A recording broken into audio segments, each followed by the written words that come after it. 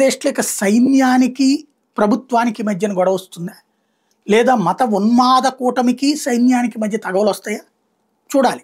ఎందుకంటే ఇప్పటిదాకా వన్ సైడెడ్గా సాగిపోయింది.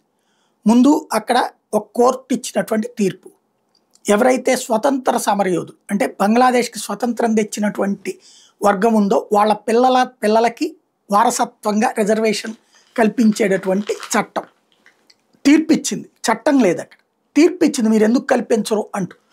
అట్లా కల్పించలేము, ఇది మూడవ తరానికి అట్లాంటి రిజర్వేషన్ ఇస్తే ప్రజామోదం కాదంది హసీనా ప్రభుత్వం. తీర్పు అమలు చేయాల్సిందే అంది కోర్టు. సుప్రీంకోర్టుకి వెళ్తామన్నారు.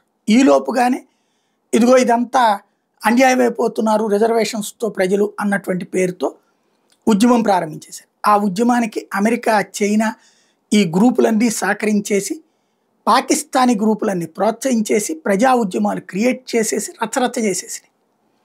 దేశమంతా అల్లకల్లలో సృష్టించేసినాయి. ఆ వంక పెట్టేసి బంగ్లాదేశ్ ప్రధానమంత్రిని భారతదేశానికి పంపించేసింది సైన్యం. తద్వారా సైన్యం తమ ఏలుబడిలో ఉండుకునేలా చూసుకుంది.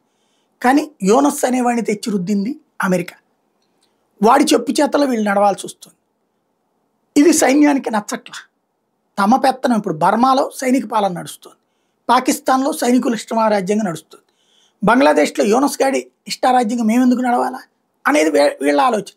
ఇప్పుడు సైనిక చీఫ్ నువ్వు అర్జెంటుగా ఎన్నికలన్నా పెట్టు, లేకపోతే నీ వలన దేశం నాశనం అయిపోతుందంటూ స్టేట్మెంట్ ఇచ్చాడు. అంటే ఓ రకంగా తిరుగుబాటు ప్రకటించాడు. ఇప్పుడు కనుక అది యూనస్ అమలు చేయలేదనుకోండి, యూనస్ను లోపలేస్తారు.